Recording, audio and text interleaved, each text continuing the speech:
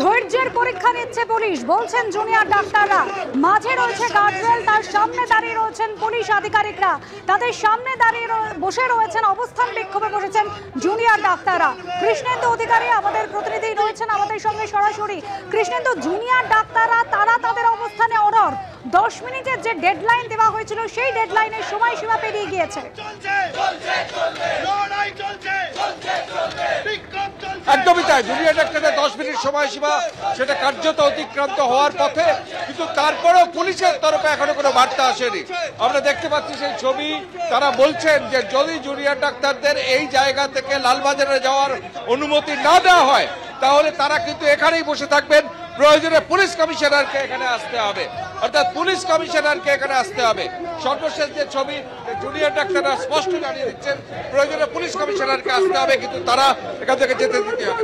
সব মিলিয়ে পরিস্থিতি এখন আপনি শুনলেন আমাদের যিনি ছাত্র নেতা যিনি লিড করছিলেন তিনি বললেন যে আমরা অবস্থান বিক্ষোভ এখন চালিয়ে যাব যতক্ষণ না আমাদের যদি ভেতরে না যাওয়া হয় ওনাকে বেরিয়ে আসতে বলুন। আমরা ওনার রেজিগনেশনের দাবি ওনার হাতেই তুলে দেবো এবং ওনাকে এখানেই রেজিগনেশন দিতে হবে, কারণ উনি আমাদের কমিশনার। আমরা এত লোক এখানে ডাক্তাররা দেখা করতেছি ওনার সাথে, আমাদের টাকায় মাইনে পান আর আমাদের এগেনস্টে দেখা করবেন না, এটা হয়?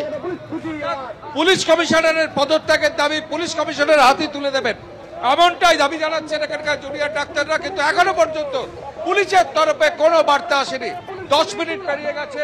আমরা সেই ছবিটা দেখাতে বলবো আমাদের ক্যামেরা পার্সনকে, সন্দীপ সাধুকা দেখাবে যে পুলিশ বারবার চেষ্টা করছে কথা বলার, কিন্তু এখনো পর্যন্ত জুনিয়র ডাক্তাররা তাদের দাবিতে অটল যে কোনোভাবে তারা কিন্তু পুলিশ কমিশনারের সঙ্গে দেখা করতে দিতে হবে, তাদের সেখানে গিয়ে তার হাতেই তার কাছে তার পদত্যাগের দাবি তাদের করতে দিতে হবে, না হলে এখান থেকে তাদের যেতে দিতে হবে। কিন্তু এখনো পর্যন্ত পুলিশের তরফে এখনো পর্যন্ত কিছুই জানানো হচ্ছে না। আমরা দেখতে পাচ্ছি সেই ছবিটা যে পুলিশের তরফে যারা আছেন তারা তো আছেনই, এবং পাশাপাশি জুনিয়র যারা ডাক্তাররা তারা কি বলছেন তাদের কাছ থেকে জেনে নেব। সর্বশেষ পরিস্থিতি কি? তারপরেও পুলিশ বলছে আমাদের এগোতে দেবে না। আমরা বলেছি যতক্ষণ না সিপি এখানে আসবে আমাদের ডেপুটেশন নেবে ততক্ষণ আমরা এখান থেকে নড়বো না। আইদার এটা হবে, না হলে উনি ওখান থেকে রিজাইন করুক, আমরা চলে যাব।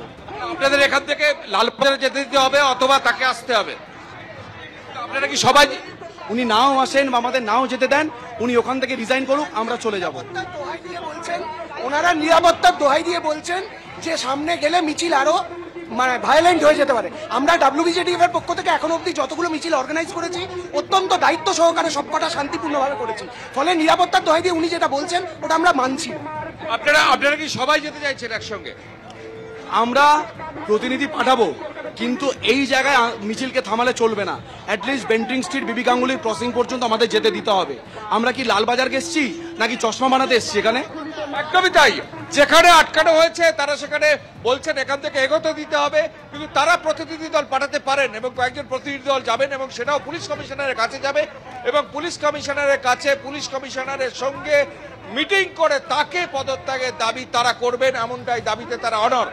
কিন্তু পুলিশের তরফ থেকে যে আমরা ছবিটা দেখতে পাচ্ছি, পুলিশের ছয়লাভ এবং সেই যে ব্যারিকেড সেই ব্যারিকেড দেওয়া হয়েছে এবং তারা বলছেন এই জায়গা থেকে ভেতরে যেতে দেওয়া হবে না, অর্থাৎ থিয়েটার লেন এবং বিবি গাঙ্গুলি স্ট্রিটের যে সংযোগস্থল সেই জায়গায় পুলিশের এই যে ব্যারিকেড, সেই পুলিশি ব্যারিকেডের মধ্যে এখান থেকে বাইরে বের করতে দিতে ছাত্রদের রাজি নন। কিন্তু ছাত্ররা দাবি করছেন যে এখান থেকে তাদের ভেতরে যেতে দিতে হবে।